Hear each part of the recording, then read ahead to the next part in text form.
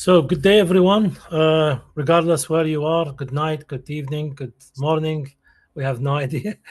Hopefully, you are here for our T-Warz like CTF webinar. My name is Ali Hadi. I'm the co-founder of Cyber 5W. I have with me today Tom Claflin, who's our Cyber 5W researcher, and he's also a threat analyst at Beta Technologies. Tom has been with Cyber 5W, by the way, for the last more than last 2 years, and he's played like a major role in preparing our CTFs, leading our team, running the CTFs, whether at Techno or elsewhere.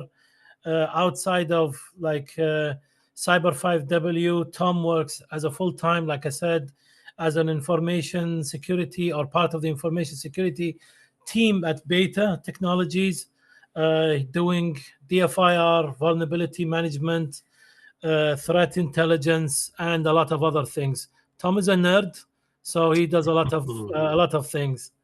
Tom, the mic is yours. Can you please start talking about T-Warz and why, what people should know and why they should be joining us? I'm going to mute myself. Absolutely.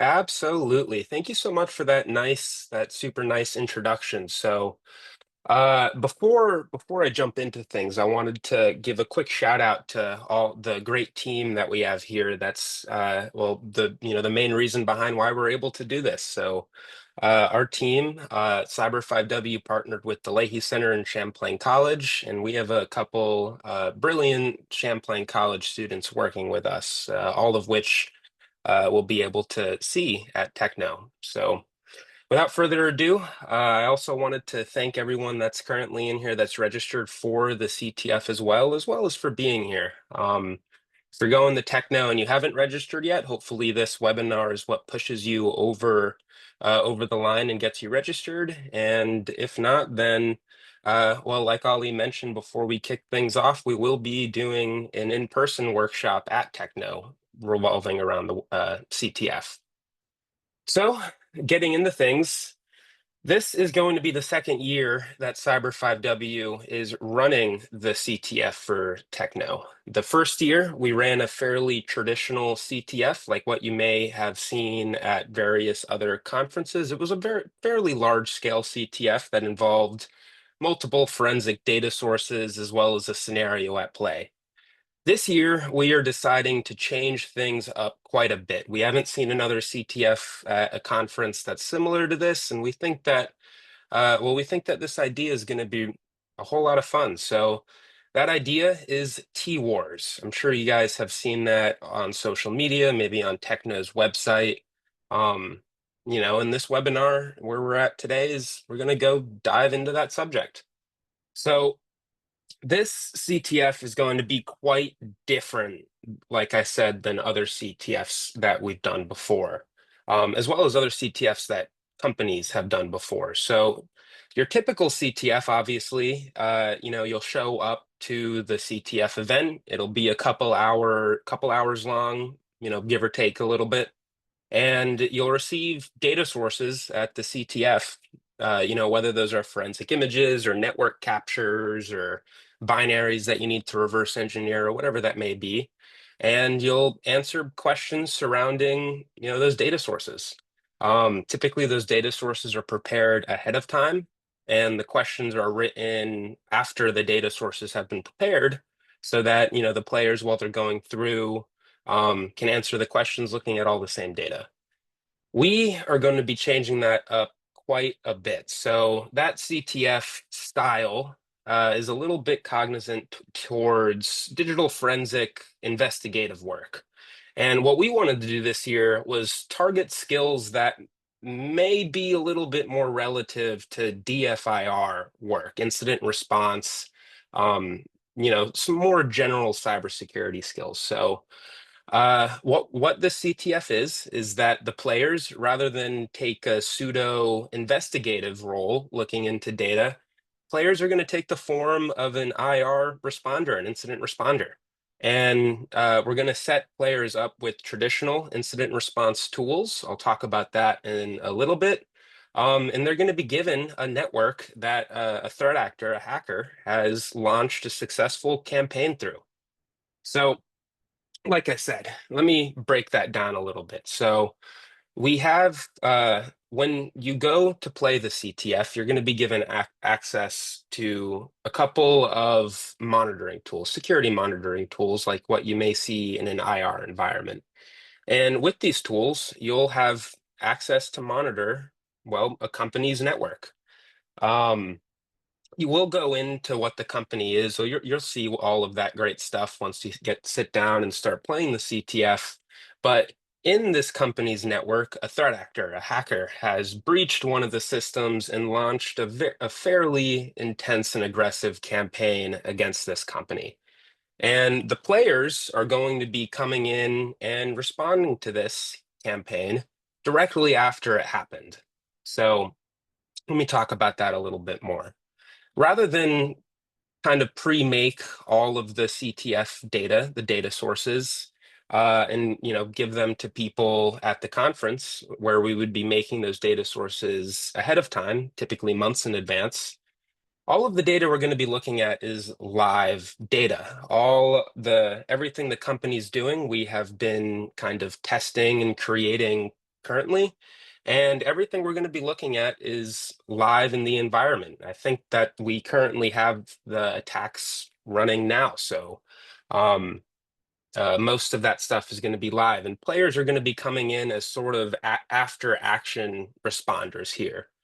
And so players, once the CTF starts, it'll be starting on 1 p.m. on Tuesday. I'll get into some more of those details soon. But once the CTF starts, players will receive access to these tools that we have prepared and will be able to use these tools to, well, hunt questions relating to the attacks that this company had just experienced.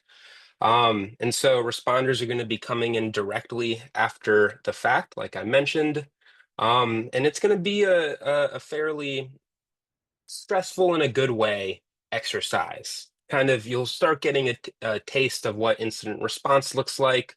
If you already do incident response, you'll be able to sharpen some tools and so on and so forth. So that is the major change, I would say, in how we're going to be running things this year. And with that comes a number of changes that we think are going to make the capture the flag all around better. So the first thing is, rather than this be a sectioned off time block where you have to choose between going to the CTF and playing the CTF, or choosing between a cool conference talk that you want to go to, or maybe, having to give up going out to lunch with your coworkers or new connections that you've made.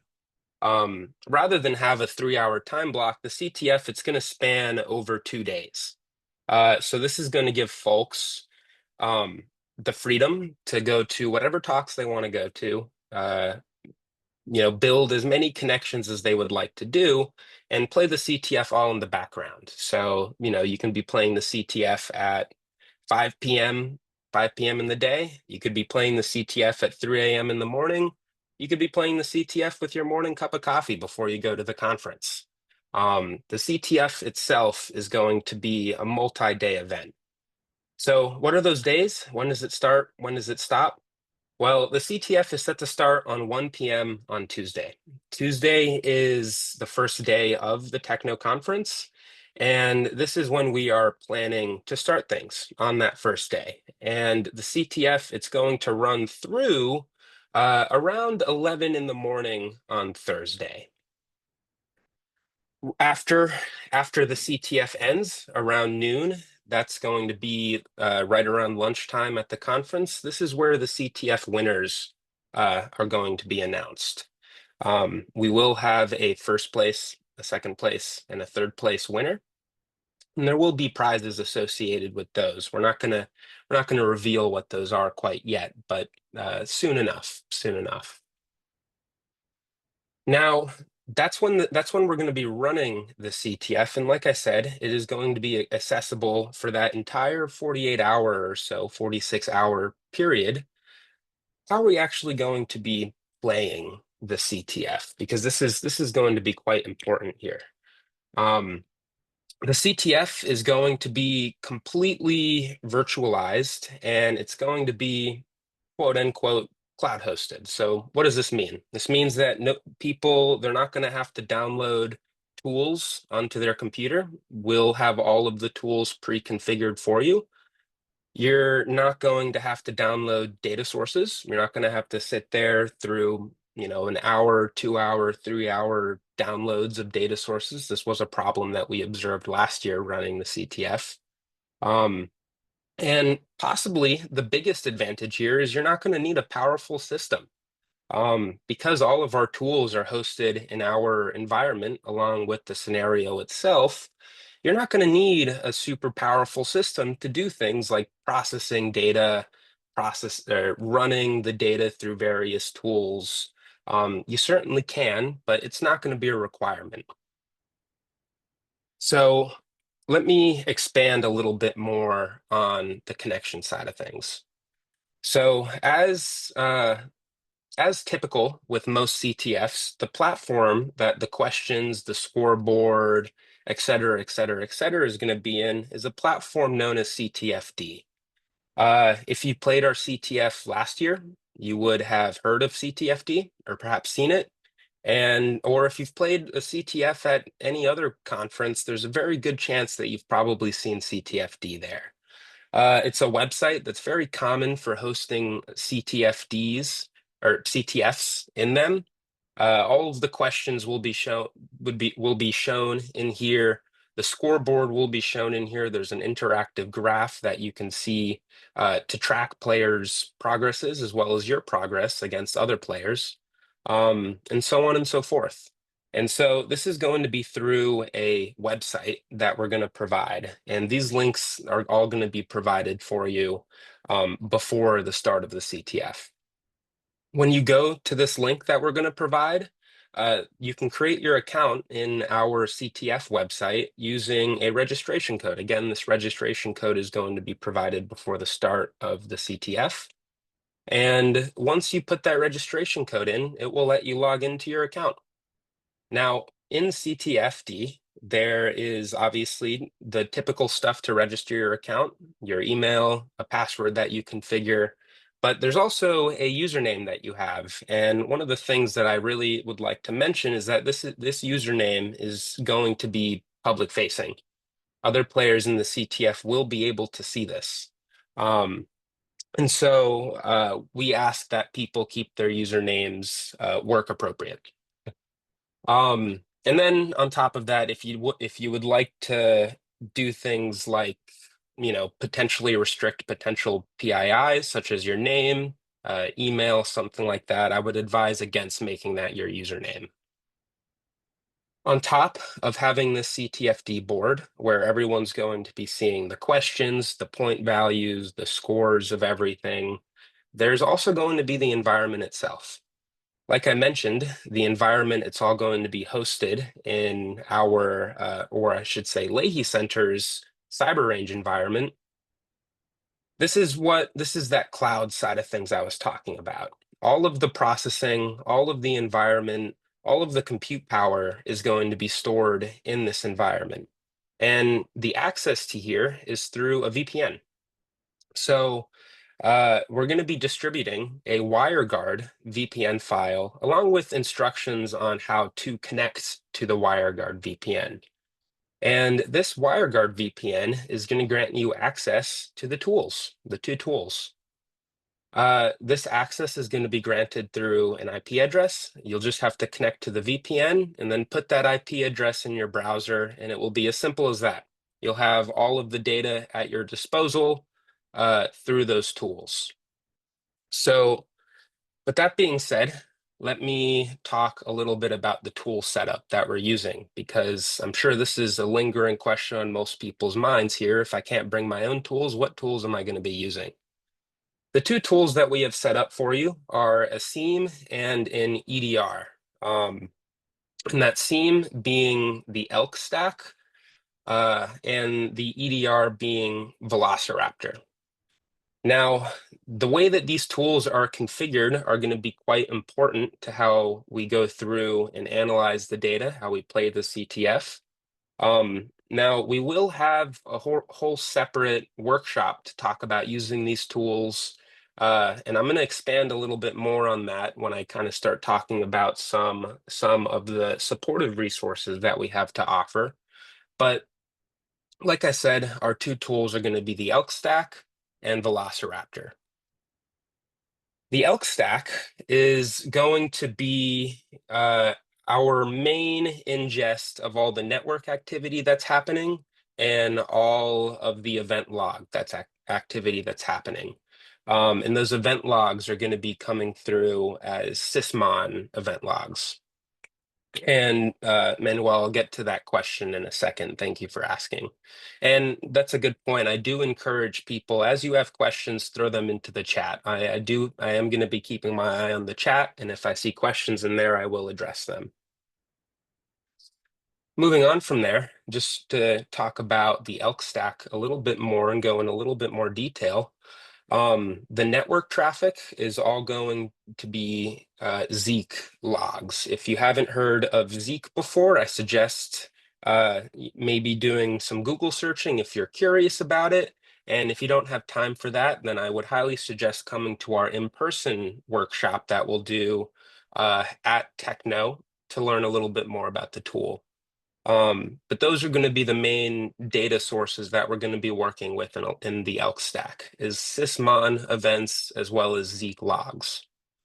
And then we have Velociraptor. Velociraptor will be used as our main artifact triaging tool, where if we see results in elk that make us want to pull specific forensic artifacts like prefetch files, amcache, et cetera, we can use Velociraptor to pull that. I'm going to leave it here for now in terms of the tools and how they're set up, because we're going to have a whole in-person workshop dedicated to using these tools and a number of support resources for these tools if you've never used them before. Now, I'm going to go ahead and kind of move into some of the guidelines for the CTF. So Manuel, to answer your question, the first thing I wanted to say is that this is going to be a solo CTF. And so this is something that's going to be really, really important and strict, is that this is going to be a solo CTF. Last year, the last CTF we did at Techno last year was a solo CTF. And so this one will be as well. Maybe in the future, when we build more CTFs for Cyber 5W, or if we come and build another one for another company, we may consider doing a team CTF, but this CTF this year is going to be a solo CTF. And so there are a number of very important guidelines here that have to do with this being a solo CTF, a couple of ground rules, if you will. Obviously, you may not share any of the flags that you have found in the CTF with anybody else that may be playing, or just anybody else in general. Our team will be monitoring submissions that come in when they come in, who's submitting them, and we will have visibility in the environments as well. And so if we get suspicious that there is some sort of flag sharing happening between people, we will not hesitate to ban those users. And we will provide reasoning behind the bans, but we will not hesitate to do that. More on that, do not try, obviously, to go and fish for answers to the CTF. This as well will result in a ban. Like I said, our team will be monitoring the CTF board submissions. Our team will be monitoring the systems in our environment themselves. And so if we see any activity that may be cognizant of question or answer sharing, this will result in a ban from the CTF without warning. Moreover, on that, it's going to be highly important, if you are registered for the CTF, that when you sign up for our CTFD platform, like I said, there will be a link to this along with a registration code to sign up.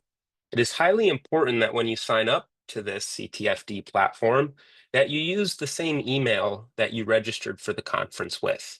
Again, our team will be going through the CTFD platform and verifying all of the accounts that are in there are supposed to be there.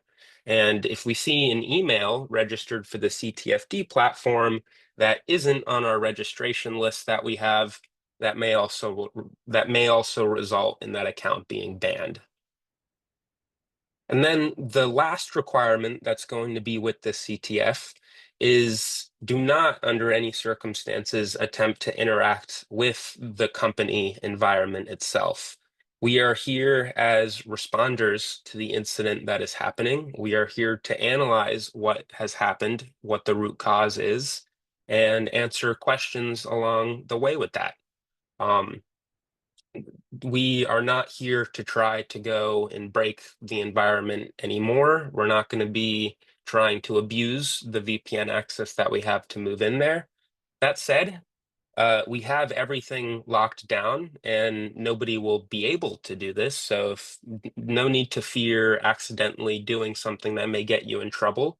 But if we notice people trying to interact with the environment, that may result in a ban.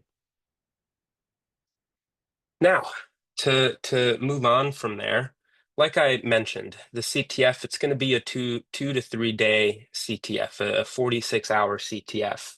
And it will end at 11 o'clock in the morning, like I said. At 11 o'clock in the morning, we will freeze the CTF board, and at 10:45, or my apologies, I got that backwards. At 11 o'clock, we will pause the CTF, and at 10:45, we will freeze the CTF. What that means is that at 10:45, that's going to be 15 minutes prior to the CTF ending, the scoreboard will not update anymore. People will not be able to see what position they got. If you've answered more questions in that last 15 minutes, your point total will update, but you will not be able to see anybody else's point total update. And the reason for this is to create some suspense around the winner.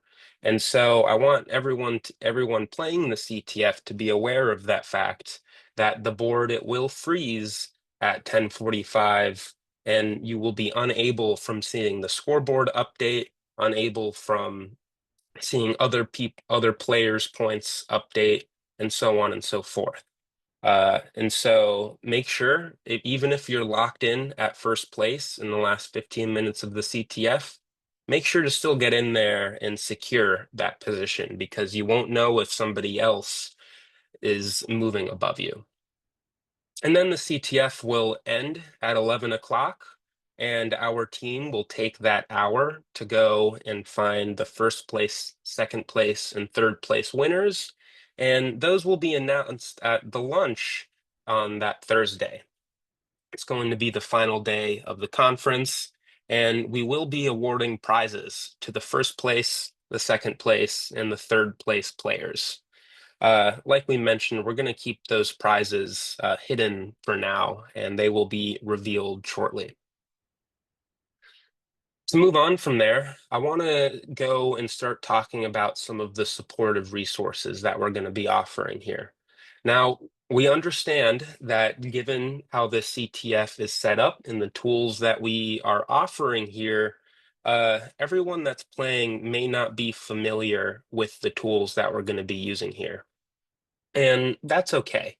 The way we're writing these questions, the way that we're trying to set up the tools for you guys to use, they're designed for people to come in and learn these tools and learn how they work. And so with that, Cyber5W, we're going to be offering a number of supportive resources to go along with using these tools in your journey to learn these tools.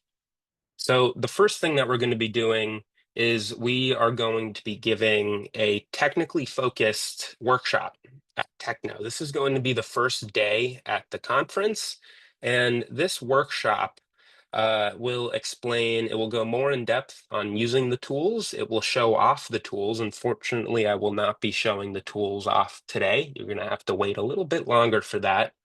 But we're going to be showing off how to use the tools, how to start getting tangible results from the tools, and we'll go a little bit more in depth on the purpose of each tool, and how we think at Cyber 5W, these tools would be best used to go through and answer all of the questions.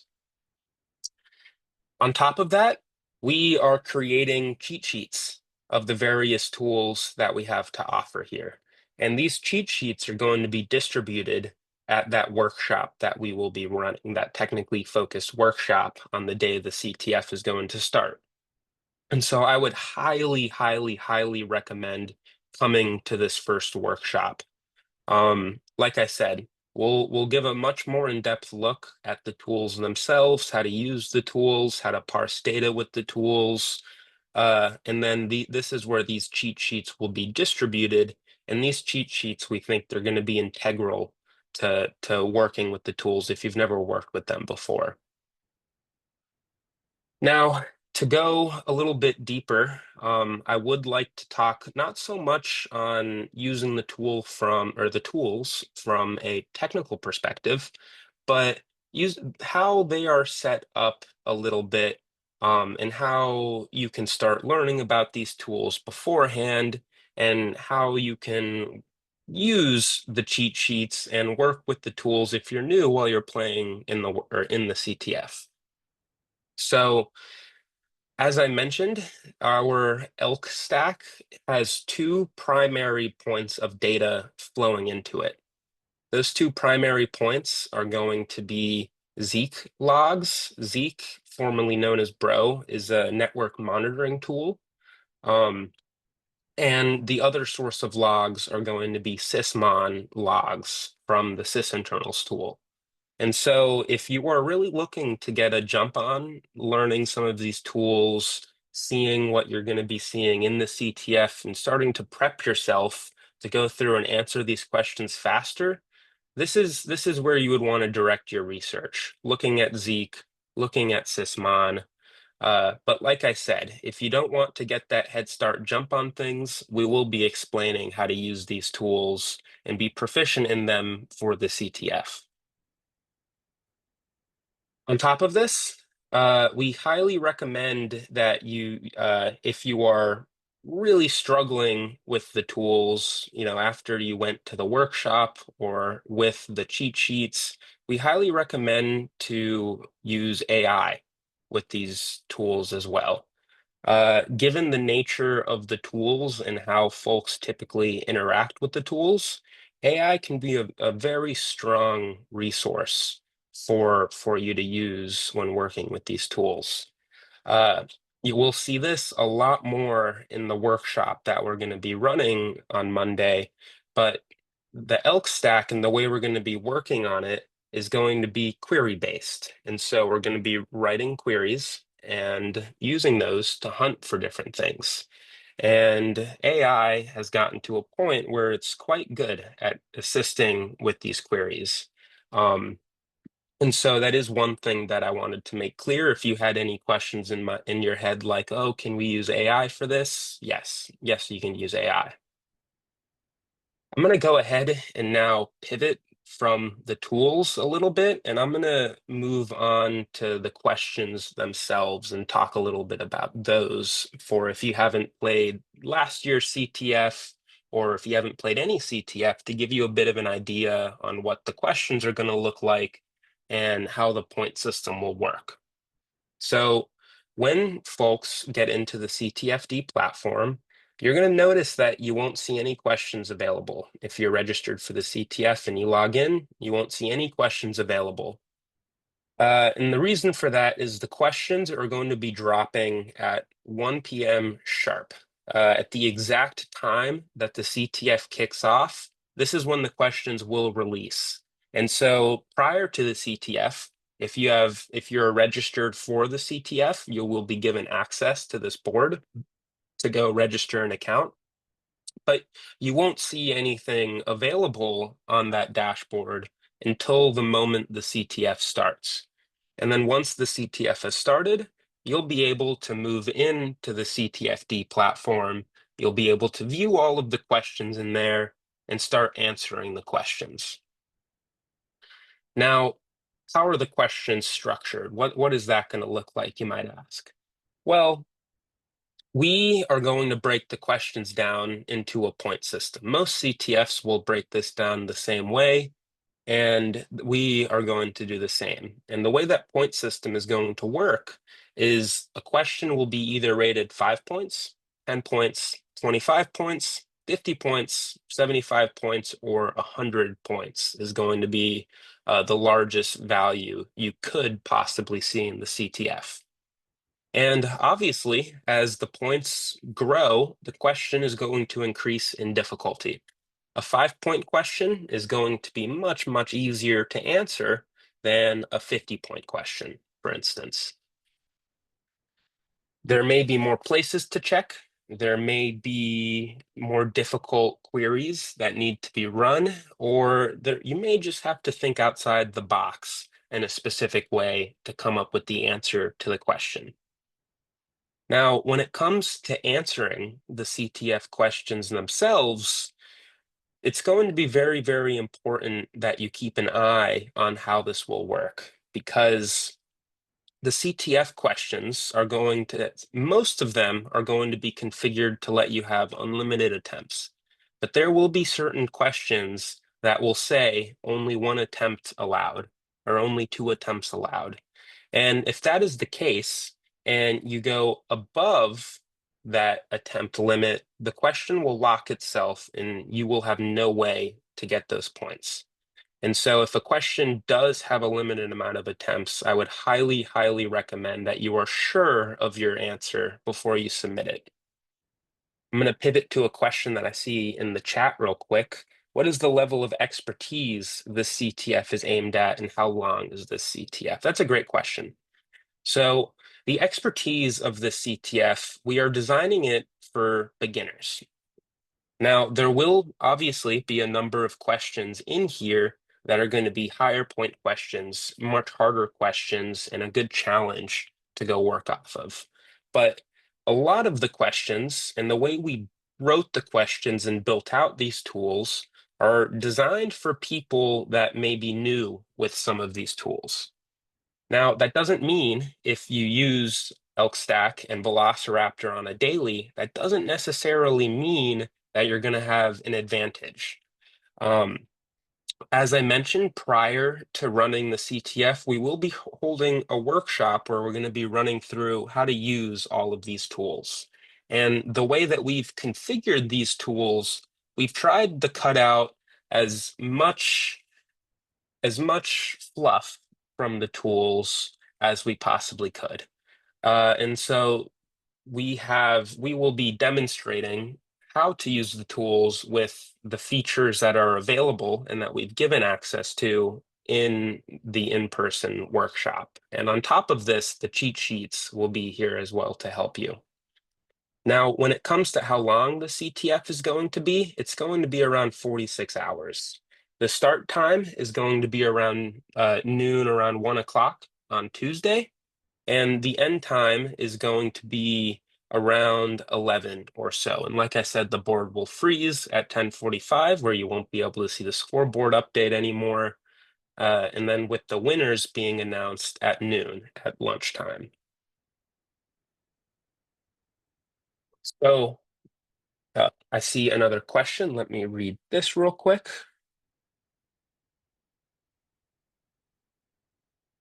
Absolutely. And so the question is just asking for clarification on the tools. Once we get off of this webinar, we can send Calvin, we can reach out and send you a message that has those tools. But just so everyone here can see that, I'll just go ahead and type those in the chat. So it was ELK, ELK, and Velociraptor.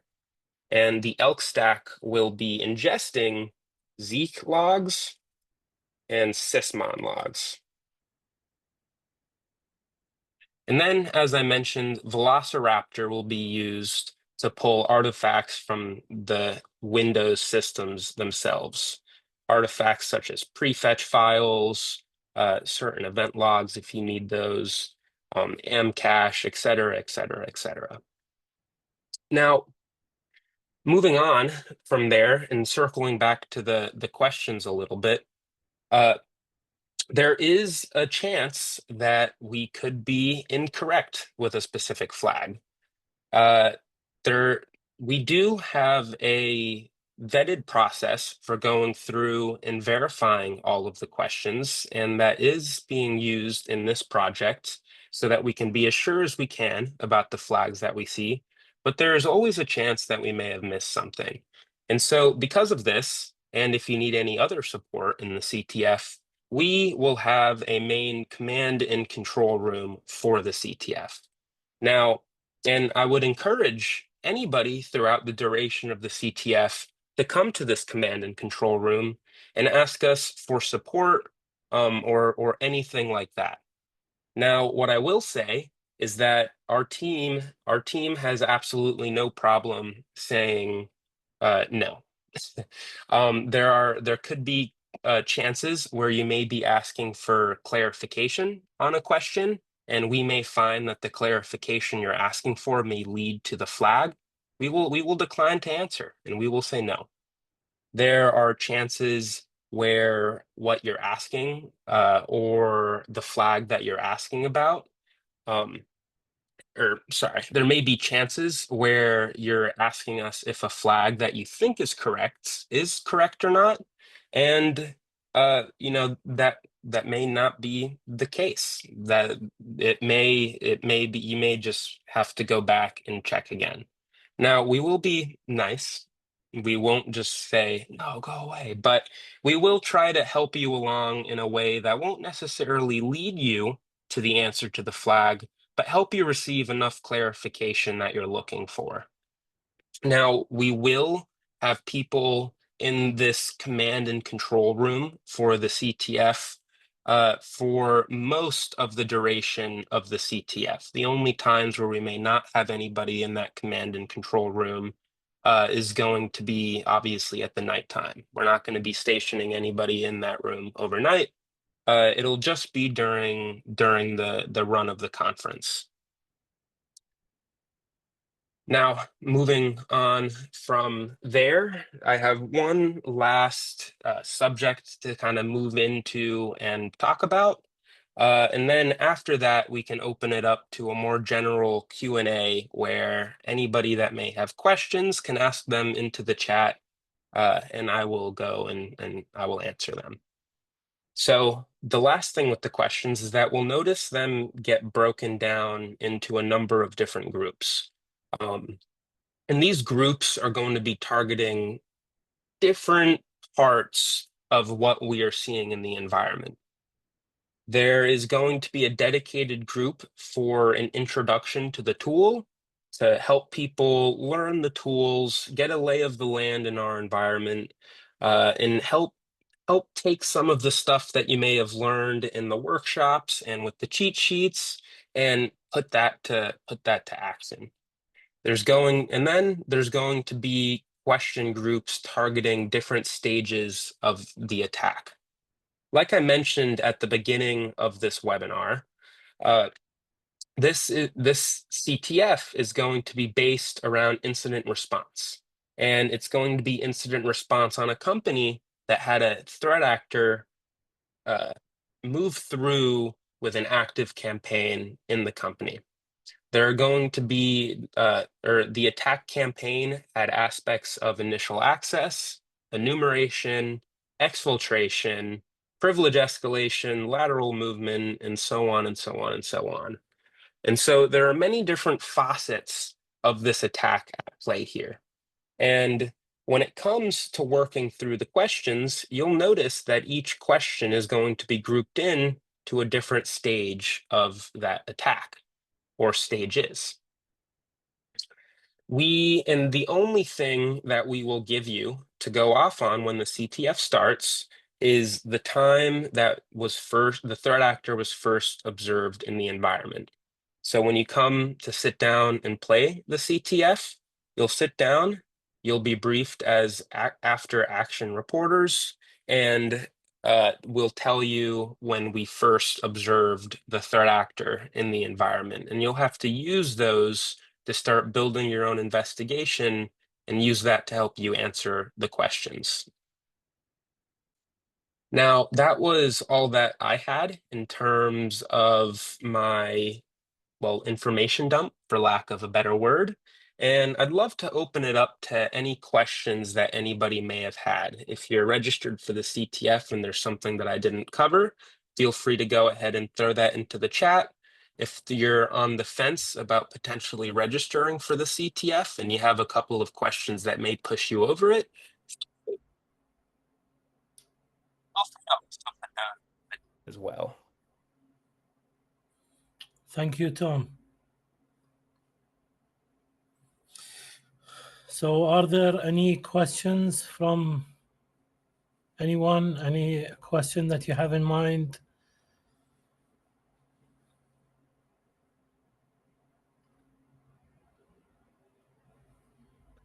As people think of questions to write, if anybody has any questions, I can give a very quick kind of executive summary for what we talked about today. So, like I mentioned in the beginning, rather than play the CTF from an investigative standpoint, it's going to be from an incident response standpoint. Players, as you come in, are going to be given access to a number of tools, specifically an elk stack with Zeek logs and Sysmon logs flowing in, as well as Velociraptor, which can be used to pull on-disk artifacts. The players will start the CTF directly after the conclusion of a threat actor's campaign through the environment, where they breached multiple systems and, well, caused a whole bunch of ruckus, for lack of better wording. The CTF itself is going to be a multi-day long CTF, so that means that you'll be able to play it at any time. You're not going to have to miss any talks to play the CTF. You're not going to have to miss out on making connections to play the CTF, et cetera, et cetera. And due to the access of the CTF and the way that it's going to be configured, you'll be able to not only play it at any time, but from any place. We'll have a VPN configured for the environment so that you can connect to the VPN and use the Elk stack and the Velociraptor stack directly in your browser.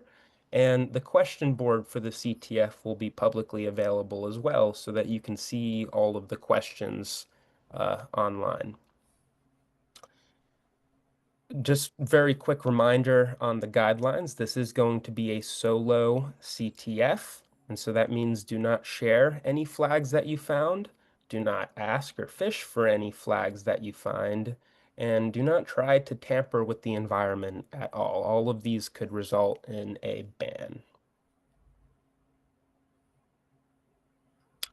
Serenity, that's actually a very good question. Ollie, maybe you might know, after we run the CTF, are we going to release any exercises or blogs about the CTF itself? I'm not sure, Serenity, I can answer that on myself. I think it depends because we do have other plans for the CTF data set that's going to be used. But I'm sure, by the way, there will be a lot of people who will post their walkthroughs and write-ups. You could probably use those for now, but I can't tell you that we will immediately. But at some point, yes, but not immediately. There will be reasons. Probably we will mention that at Techno during our workshop. There is a reason why we won't post them immediately, but probably after a while, yeah, you might be able to find them. There is like the answers to the questions. Now, a point that I would really like to stress about the CTF itself is that the tools may sound intimidating. The Elk stack is a very, very big tool that has a ton of capabilities, and Velociraptor as well has a ton of different ways that it can be configured and used. And we have specifically built out these tools to be beginner friendly. Help people get into these tools, help people learn how to use these tools, and take that learning and effectively find data and parts of attacks. So, Tom, we have two more questions. One is about the OSs that we will be investigating. It's all going to be Windows based, right? Yep. Yep. And then for the learning resources, tutorials, do you want to respond to that, or do you want me to respond? I'll let you respond to that. I had a fairly atypical path to learning these tools. Okay, so a couple of those, we will be sharing cheat sheets on during our workshop. So please come. There are going to be some cheat sheets to help you. But I would recommend, like for example, for Velociraptor, check Velociraptor's website. They have a lot of, by the way, free resources, slide materials, even labs, and they even have a full course which is free. It might be a little bit old. One of their courses might be old, but it's still gold in terms of what Velociraptor can do and how you can use it. And there's a lot of also videos on their website. That's one. And same thing, by the way, for elk. If you go to Elastic's website and go to their learning section, you will find that there's a lot of material there. Plus, I think if you search for CTFs where elk was part of it, I didn't see much, but probably you will find a couple of environments who use elk stack for that. You'll also find a lot of tutorials, but again, we will at least show, let's say, the basics for you to start during the CTF during our workshop. So that's one. And there's also going to be the cheat sheets available. And then also feel free really to ask any AI platform to like give you a guide or help you with structuring a query, uh, and just go from there. The goal of the CTF, by the way, is to make it like a learning environment as well. Yep. It's not just to compete and gain points. We also want to learn. Like if I'm going into this environment, I'm an incident responder, and I'm asked to use these tools. I need to adapt. I need to start learning. I need to shift my gears into learning these tools, how to use them. I might not be like the professional or the expert in those tools, but at least I can do the basics and get the answers of what I'm looking for. I hope that answers your question. Now, something else I would like to touch on real quick is for anybody that's in here that may have played the CTF last year, a lot of the factors that went to some of the changes in things had to do with some internal opinions about how last year's CTF went. We felt that some of the questions may have been a little bit too hard, and so this year and this time around, we've tried to go and add a number of other slightly easier questions along with the classic hard questions. Um, and on top of that, we will be having a number of cipher questions too. We did hear good things last year about the cipher questions.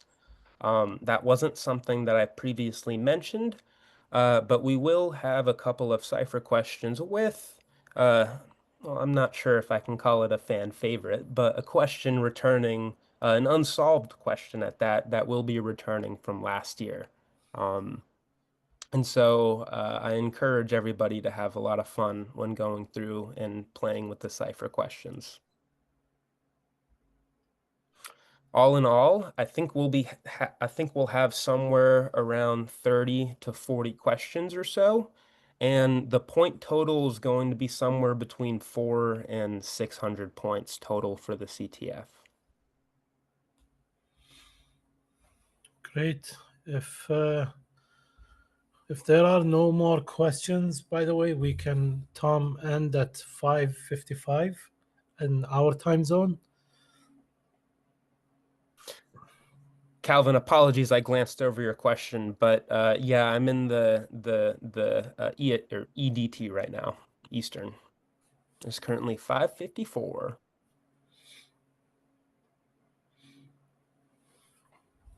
Yeah, this recording will be available on Cyber5W's platform. You'll find it under webinars and case studies, and also I'm sure the Techno security and digital forensics conference team will also be sharing it with everyone. So if, let's say, you missed something, you want to go back, listen to what Tom was explaining. This will be available. We'll also be available after the keynote. So please come to our session. After the keynote, there will be a session with the team. The whole team will be there to answer questions, share our cheat sheets that we prepared. Hopefully, we will get them printed as well. So yeah, please join us there, and we hope you will enjoy it as much as we and the team enjoyed building it.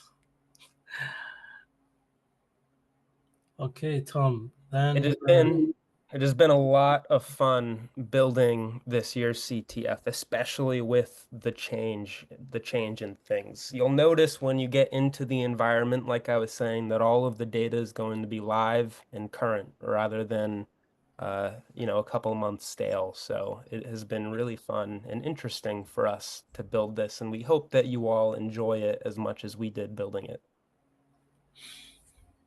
Thank you so much, Tom, and thank you all for joining us.